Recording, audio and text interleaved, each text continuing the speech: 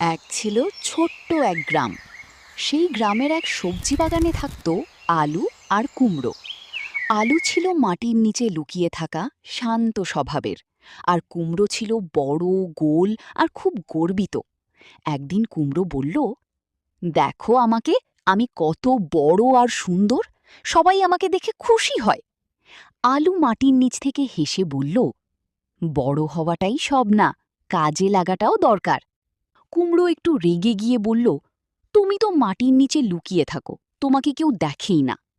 আলু কিছু না বলে চুপ করে থাকল। কয়েকদিন পর গ্রামের মানুষ সবজি তুলতে এলো। তারা প্রথমে কুমড়োকে তুলে নিয়ে গেল। কুমড়ো খুব খুশি হলো, ভাবল সে খুব গুরুত্বপূর্ণ। তারপর তারা মাটি খুঁড়ে আলু বের করল। অনেক আলু পেয়ে তারা বলল, আলু ছাড়া তো রান্নাই হয় না। এটা শুনে কুমড়ো বুঝল, শুধু বড় আর সুন্দর হওয়া নয়, কাজে লাগাই আসল কথা। শেষে কুমড়ো আলুকে বলল, বন্ধু, আমি ভুল করেছিলাম, তুমি সত্যিই অনেক দরকারি। আলু হেসে বলল, সবাইয়েরই নিজের গুরুত্ব আছে। শিক্ষা